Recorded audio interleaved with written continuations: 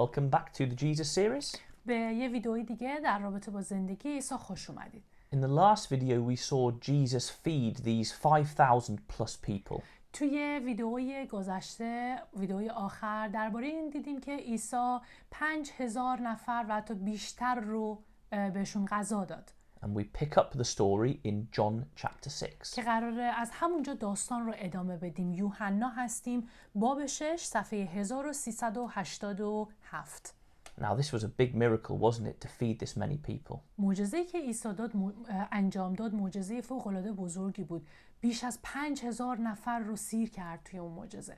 And the people have a big reaction. و مردم هم یه عکس‌العمل خیلی بزرگی نشون داده بودن. Verses 14 and 15. که الان توی آیات 14 و 15 باب 6 میخونیم. مردم با دیدن این آیت که از عیسی به ظهور رسید گفتند به راستی که او همان پیامبر است که میباید به جهان بیاید. عیسی چون دریافت که قصد دارند او را برگرفته به زور پادشاه کنند، آنجا را ترک گفت و بار دیگر تنها به کوه رفت. So the people say, this is the prophet we've been expecting. پس مردم وقتی این نشونه رو دیدن گفتن که این همون نبی هستش که ما انتظارش رو داشتیم بیاد. They're referring to a prophecy from the Old Testament where Moses predicted that a prophet like him would come. دارن با گفتن این حرفا به آیاتی توی عهد عتیق اشاره میکنن، جایی که موسی برای بنی اسرائیل تو عهد عتیق پیشگویی کرده بود که قراره یک نبی مثل خودش برای اونها بیاد. And they also believed that this prophet would be the Messiah who would be their king and deliver them from the Romans. و اونها هم اعتقاد داشتن که این پیامبر، این نبی قراره مسیح موعودشون باشه، کسی که قراره یک پادشاه بشه و اونها رو از امپراتوری روم رهایی بده و امپراتوری روم رو شکست بده.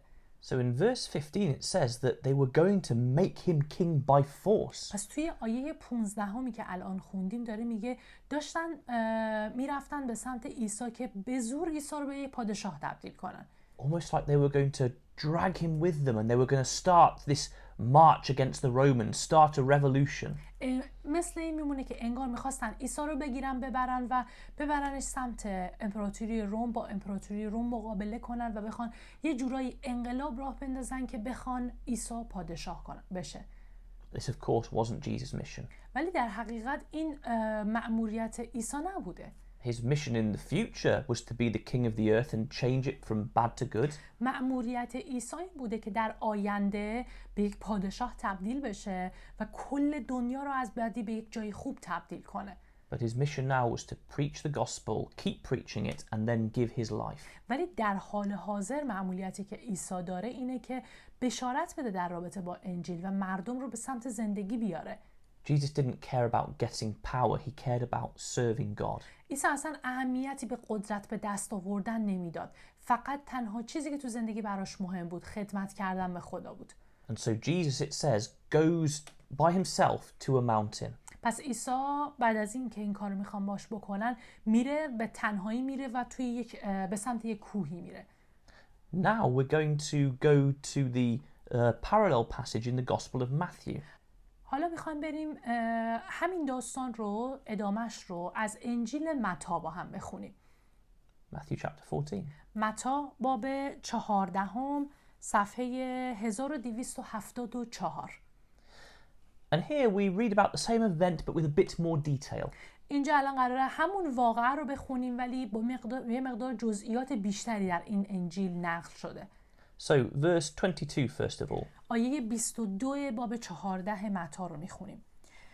عیسی بیدرنگ شاگردان را بران داشت تا در همان حال که او مردم را مرخص می‌کرد سوار قایق شوند و پیش از او به آن سوی دریا بروند. So when the crowd are all around and they're wanting to make him king, it says first of all he tells the disciples to go.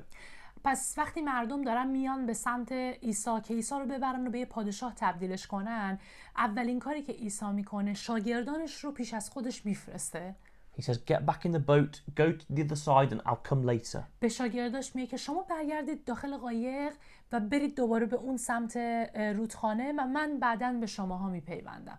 And whilst he's doing that, he's dismissing the crowd and sending them away. و تا زمانی هم که داره اون کار میکنه جمعیت رو هم داره پراکنده میکنه که از اونجا دور بشن. So he's getting rid of the situation, he's calming them down, always very wise and good. پس میبینیم که باز هم خیلی عاقلانه و خوب رفتار کرد. اینجا عیسی اومد اونها رو دور کرد، شاگرداش رو، مردم رو آروم کرد و شرایط رو به حالت آرومی رسوند. It's best that the disciples go. This will make the situation go away. بهتر این بود که شاگردانش برن تا شرایط بهتر بشه اینجوری.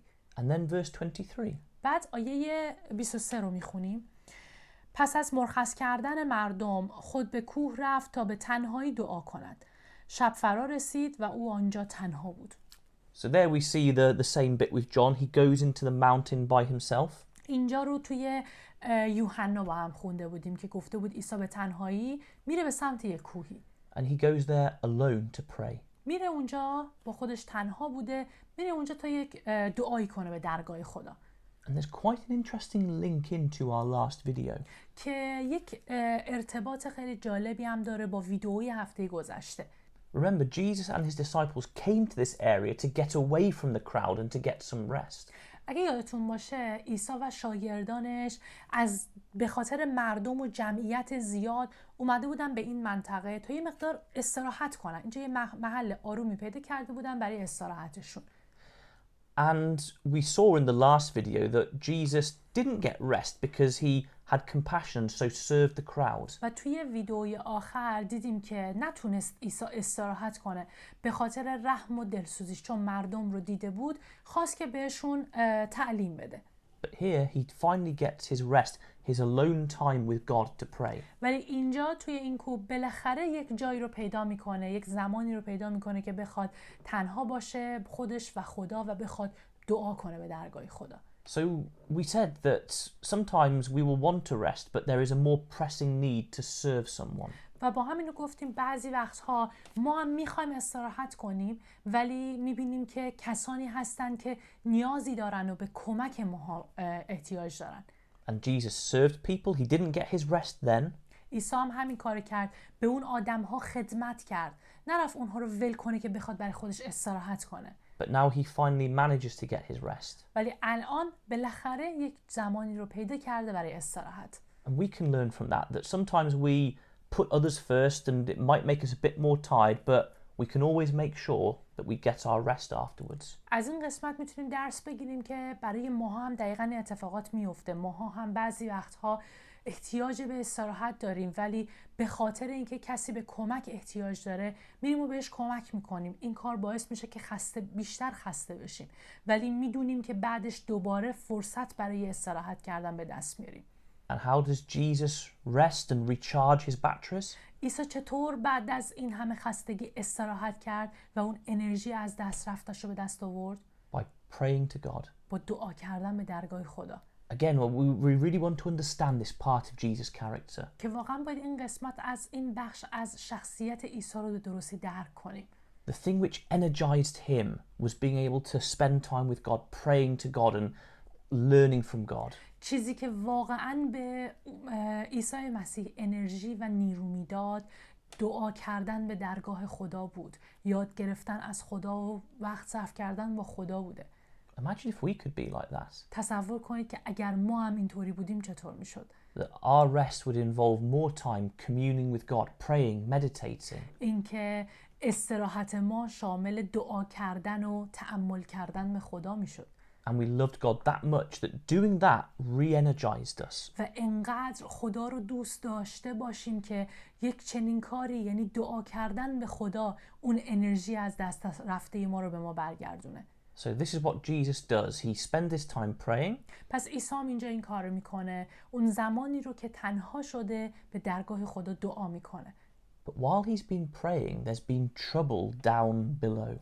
ولی اون موقعی که داشته دعا میکرده اون سمت دیگه داشته یک سری مشکلاتی به وجود میومده. The disciples have gone off in their boat, but they're in trouble.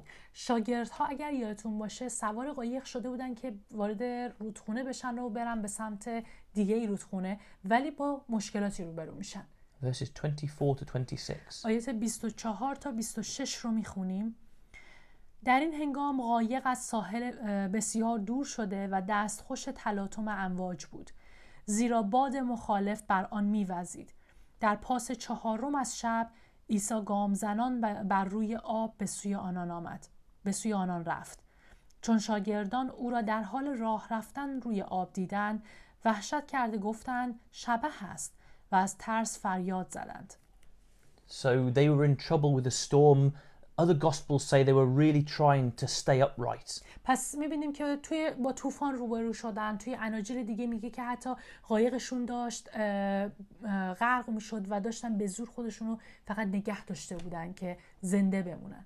And Jesus comes down from the mountain. عیسی میبینه از کوه میاد پایین. And we see the reason why Jesus told them to go ahead in the boat.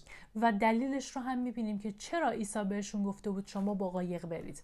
He didn't need a boat. He could just simply walk across the water. عیسی اصلا نیازی نداشت که بخواست با قایق این مسیر رو بره. عیسی خیلی راحت میتونست از روی آب راه بره. So the disciples are struggling across in their boat and Jesus is just walking across the water. پس میبینیم که شاگردان مسیح تو طوفانن و نمیتونن خودشون رو آب نگه دارن، ولی عیسی به راحتی روی آب داره راه میره. And they see him and they're terrified. شاگردها عیسی رو میبینن و وحشت میکنن با دیدنش. As you would be, no one had seen anything like this. مثل اینکه انگار هیچ وقت هیچ کس تو زندگی چنین چیزی رو ندیده و اینقدر وحشت زده شدن.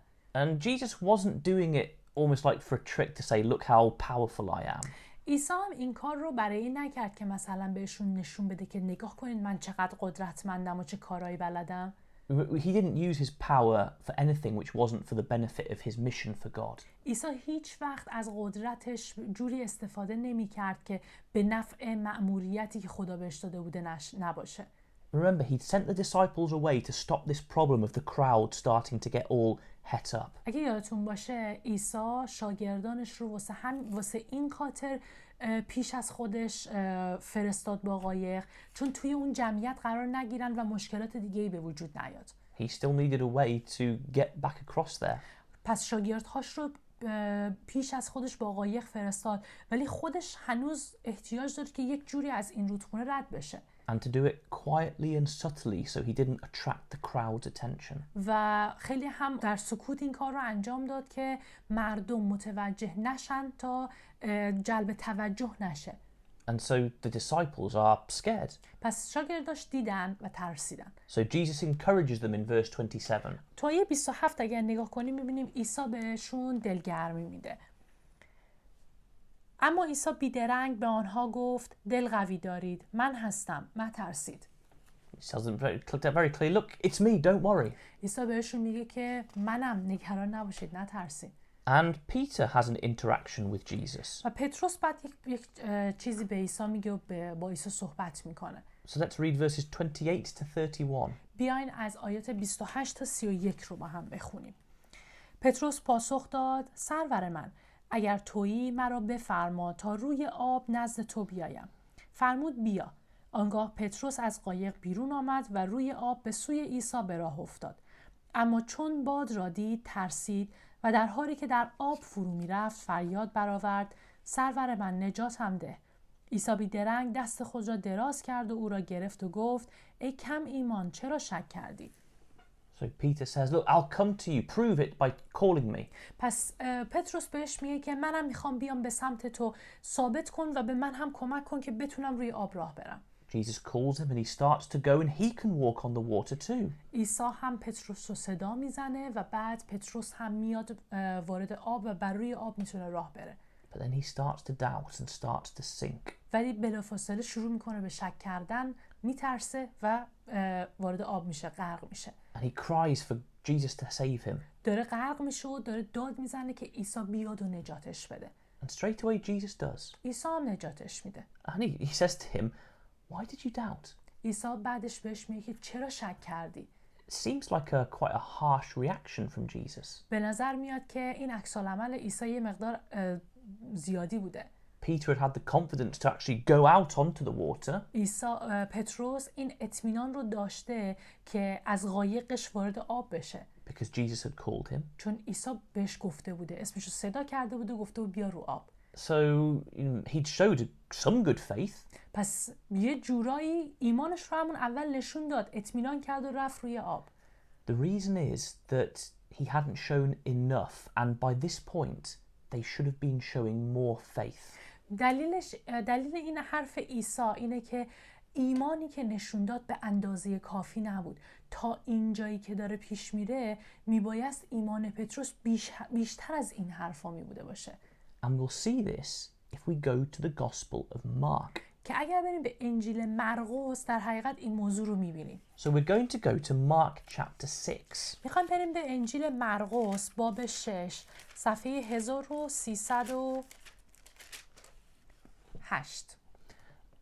Because Mark chapter 6 gives another element to this story. توی انجیل مرقس باب 6 یک بخش دیگه‌ای در رابطه با این داستان گفته شده. So we're going to read first of all verse 51.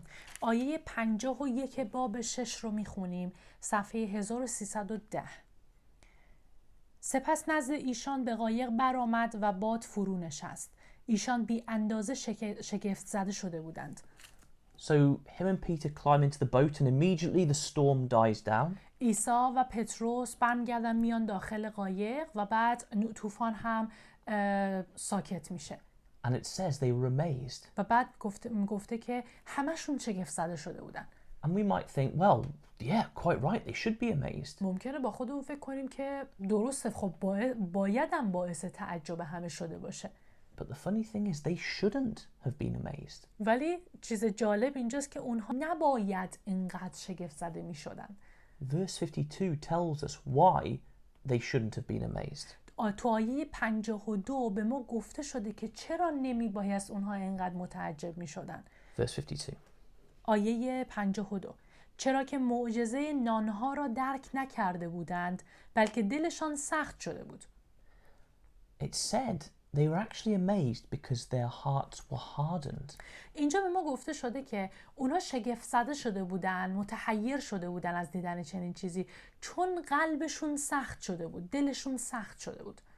Because it says they hadn't understood the lesson about the loaves. و گفته شده که چون معجزه‌ای که در رابطه با اون نونها گفته شده بود رو درک نکرده بودند. Now we looked at this lesson last video. توی ویدئوی گذشته در رابطه با این معجزه نانها خونده بودیم. Jesus had showed his disciples that if they were with him, he would always provide for them and protect them. عیسی توی اون قسمت به شاگرداش نشون داده بود که اگر با عیسی باشند، عیسی احتیاجات اونها رو مهیا میکنه براشون و همیشه ازشون مراقبت میکنه. So they should have trusted in this. پس میبایست به عیسی اطمینان کنن در مورد این موضوع. He had sent them on a mission. He told them where to go.